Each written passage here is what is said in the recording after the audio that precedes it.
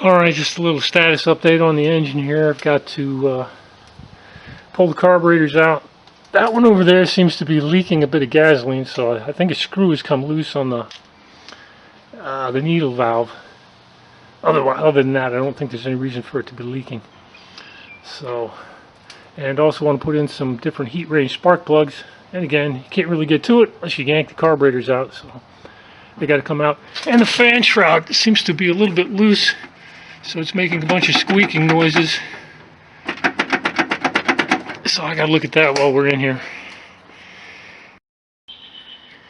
Alright, check it out. Got the plug out. Working on the others right now. Remember, I'm running a .035 gap, so I had to tweak these a little tiny bit to get them in. But as you can see, BP4ES, and that's a BP5ES. So this is the next hotter heat range. Get these guys in there, and you can see it's got the extended tip. That's what the E stands for, extended. So we'll get these guys in. Alright, I decided to gap to 040 on these things right here. Just give that a shot for something different. And I got the carburetor down there, took it apart. I could not figure out why it was leaking. So I'm going to go ahead and put it back on, just deal with it as is. And I'll have to get to the loose fan shroud. I'll get to that later, since I'm probably going to have to take it apart again in order to figure out what's going on with that carb. Oh, and my assistant had to go home. That's the son of one of my fishing buddies. Alright, this is the carburetor that is dripping a little tiny bit. This is the older one, the one that's got more corrosion in it. But that corrosion shouldn't actually make any difference as far as whether or not it's leaking. I know that the leaking's got to be the needle valve. And I inspected the needle valve, and the needle valve looks good. So it's got to be a very subtle difference in where the fuel level is sitting in here. So I need to push that fuel level down a little tiny bit. And I thought I would buy some. I mean, the fuel level is kind of, you can run it up and down by adjusting the gaskets that sit in here. And what I need is a slightly thicker gasket. And I was gonna just kind of wait and maybe dig up some official gaskets, but since I've got it pulled apart, I was like, all I really need to do is cut my own paper gasket. So I'm going to open it up and use the gasket that's in there as a template, and then I'm going to augment that with, I don't know, some kind of a paper gasket of some sort. Alright, the needle valve sits, geez, if I could get it to focus, right back in there. And to get that out, I've got to pop off this little metal bar that holds the floats in place. So I got to do that. And then the gasket that I'm talking about is the one that sits at the base of the nut that the needle valve sits in. So I got to pull this apart now. Alright, that's the needle valve seat, I guess you would call it. Anyway, there's my needle valve. You can see it's getting some use. But in order to raise or lower the fuel level, there's a little gasket that sits right here at the threads. And a fatter gasket, like this one, lowers the fuel level, and a thinner gasket raises the fuel level. So since my fuel appears to be dripping out, that means that my fuel level is too high. So I need a fatter gasket. So I've got simply a piece of a paper bag, and I'm going to cut a double layer of this and add it to what's going on right there. And hopefully that will lower my fuel level just enough to stop this thing from dripping. Alright, check that out. Ultra high tech. paper bag gasket. Anyway, I have to add this thing and get screwed back in. Alrighty, check that out. It's all installed. Look at the corrosion on this carburetor. But corrosion or not, it still works pretty darn good. Anyway, I got that in there, tightened down pretty well. Hopefully that fixes the drip. And let's take a look real quick at the other side. Because a long time ago I did some modifying in here. Let's see if I can get it to focus. Yeah, there we go. Check it out. Those are those stainless steel mesh screens that I put over the fuel hole that provides, the primary flow of gasoline to all the jets. And I haven't had a single problem with dirt in this thing since then. And you can see I haven't cleaned it or anything, so it's got several years and who the heck knows, a few thousand miles, 6, 7, 8,000 miles worth of crud down in there. But works fine. And I was having a chat with somebody else about venturi sizes. And let me see, I think you can see that. This guy's got 25 millimeter venturis. And in this particular carburetor, you can replace the center venturi. Right, this one right here, this is called your auxiliary or secondary. And then down there, the one that was labeled 25, it can be pulled out on these and replaced with other sizes. And that screw right there, it holds in the top one, the center one. And that second screw right there holds the primary venturi in place. So pretty easy to adjust these things. And a 25 millimeter venturi is pretty small for a 1745, but the downside is that, yeah, I don't produce a whole lot of horsepower, but the upside is that it's great on mileage and it drives around town. Fantastic. It's fine for me. I'm not gonna take it apart and put in a bigger material just so I can get a couple more horsepower. I'm just way more interested in driving down the highway and putting around town. Anyway, I got to bolt it up and see if I can't get it back into the car. Alright, I'm at another day and I lost my helper. He had to go home. So I was hungry for dinner, thought I'd just call it. But anyway, I took it inside, put some gunk on it, rinsed it off a little bit, just cleaned it up a little tiny bit. Looks good. Got to get it installed now. Alright, it's another day. It's kind of cloudy today. Good temperatures.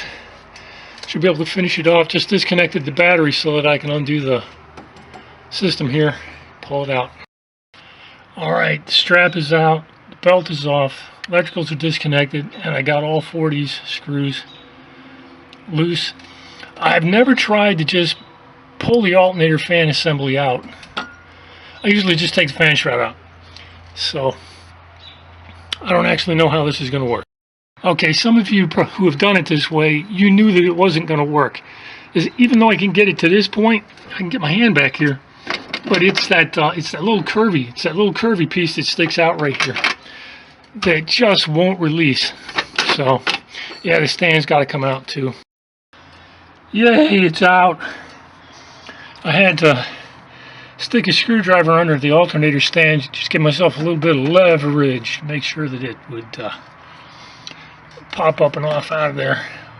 Wasn't too bad.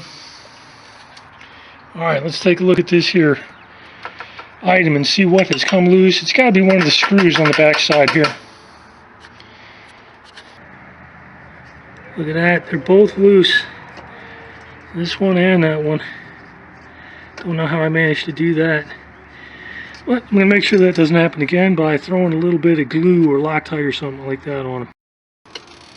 Alright, I'm all screwed back together, but I forgot to completely pull it apart and flip it 180, so that still points the wrong direction. Doesn't matter, I don't have what it takes to fill it up anyway. Alright, let's see if I can cram it. Alright, that wasn't too bad. Tighten down, electrical's on, belt on. Remember, I like a loose belt, so that may feel sloppy to you, but when these belts get hot, they get tighter. It's a Gates belt. All right, linkage. I got to do the linkage. Problem is I'm getting hungry, so I think I'll go inside and have some dinner. Take a break here real quick. All right, I got one thing that went wrong here. I don't run springs in the end of these things. They're sitting in a box somewhere. I like solid spacers.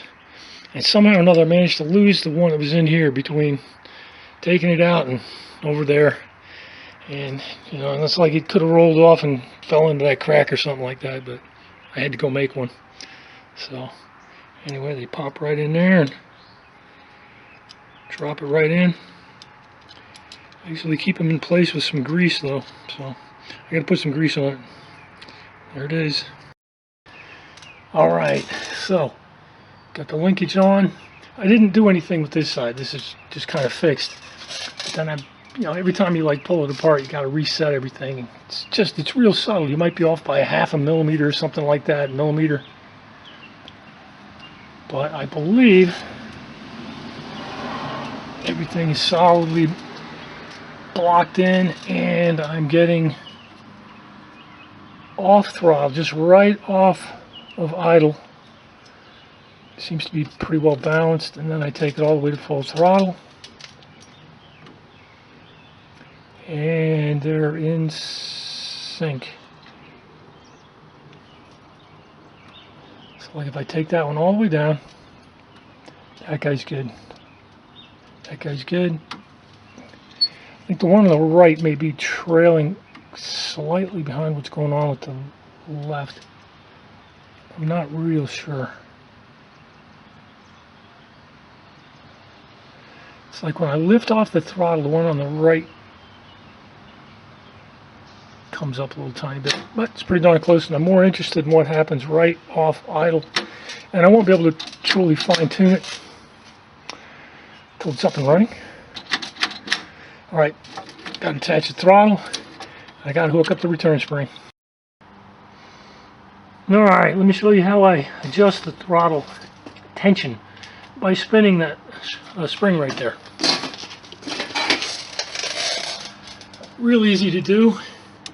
Want to put a little bit more force on it, just kind of spin it this way. That's 2 turns. I've already got it 1 turn in.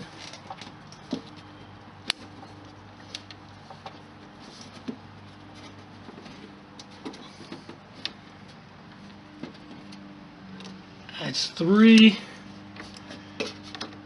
I'm not sure if I like doing it 3 or whether I like doing it 4. Anyway, it pulls back on it pretty tight. But I don't think that's going to be enough. Let's take it 1 more turn.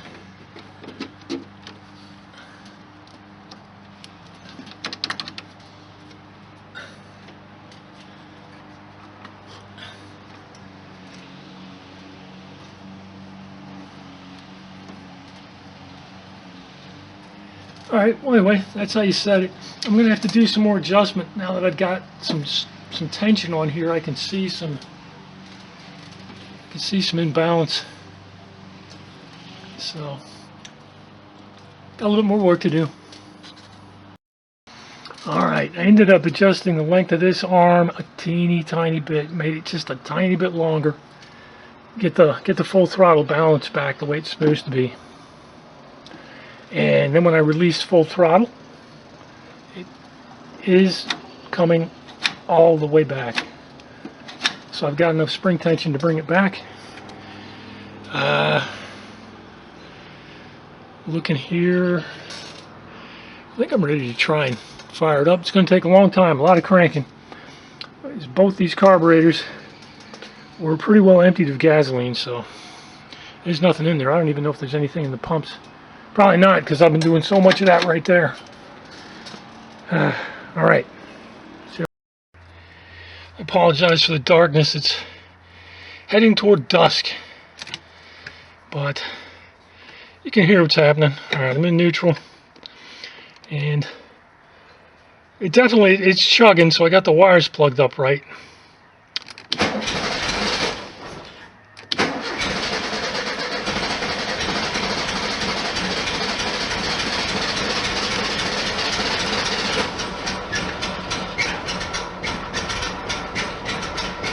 So I'm not putting my foot on the gas or anything. It's just a cold start.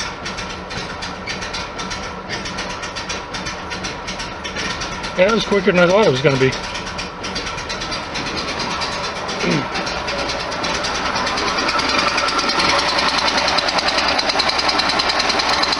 A lot of vibration. It's kind of cold right now. It's not quite as bad once it warms up.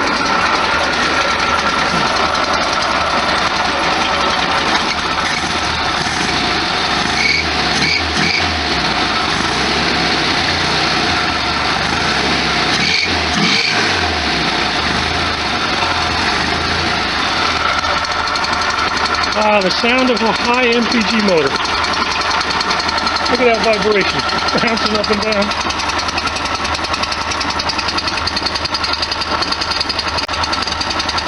Smells okay.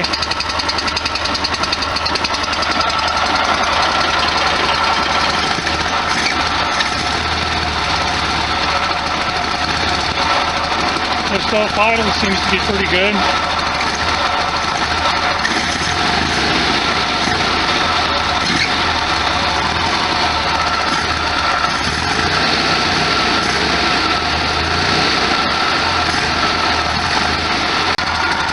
I'm working on a video for more crankcase stuff, more crankcase ventilation.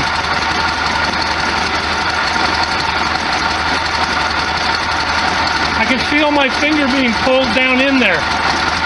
It's going to be in the next one that I do.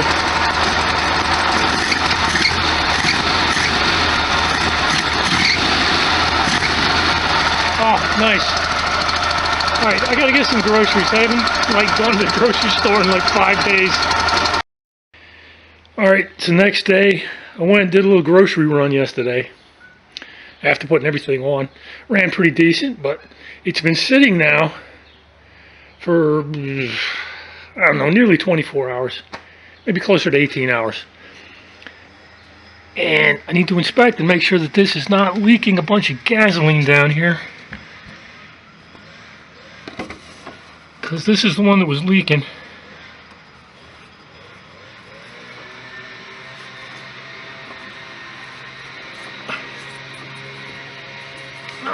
It's definitely got a little bit of gasoline coming out. So, but it's not as bad as it was. So, I think that is my problem. It's just that I need to make a fatter gasket on this side. But at least I bought myself some time to investigate getting some official variable thickness O-rings to fit around the needle valve seat screw thing, whatever you call it. What else have I got to do? Well, I got to get the air filters back on. All this stuff, that's all nice and tight, worked just fine. Throttle seems to be working okay. I don't think I need to rotate it one more time. So I think that's about right.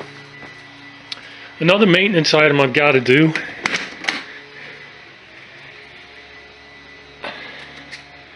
You see how the window's not closing? So something's gotten messed up down the door, so I need to pull this out and figure out what is going on so that the window will shut properly. It's kind of inconvenient with it like that. And it's getting really hard to crank it too, so this is getting a little bit loose. This is original to the car, so I don't really want to destroy it. But yeah, this has got to be done. Other than that though, it's driving pretty well. And I don't think there's too much more I need to do. Just a little maintenance update, and it's about time to start putting it on the highway. Heading to the park. I got to do some hiking, a little fishing, a little exploring, a little creek wading. Lots of good stuff, and I think my daughter wants to go too. My older daughter, she's the park person. My younger daughter doesn't really appreciate the parks that much. Kind of a couch potato. But I'm sure my older daughter would just love a call from Dad to say, hey, you want to go to the park this weekend? And she'll be like, oh my God, get me out of here, Dad. She's up at KU. She's on her second semester up there. So, yeah, it's about time to hit the road and do some traveling. Alrighty, I'm going to close out with this. This guy is on. The only thing I need to do is wing nut down the air filter tops. Get that a little bit tighter. And I'm going to put on some shoes because I'm barefoot in the garage. So I'm going to put on some shoes and go fishing because I've been down for several days. And the lake is calling me. Anyway, I think I'm going to end this one now. I'll do a little bit more later.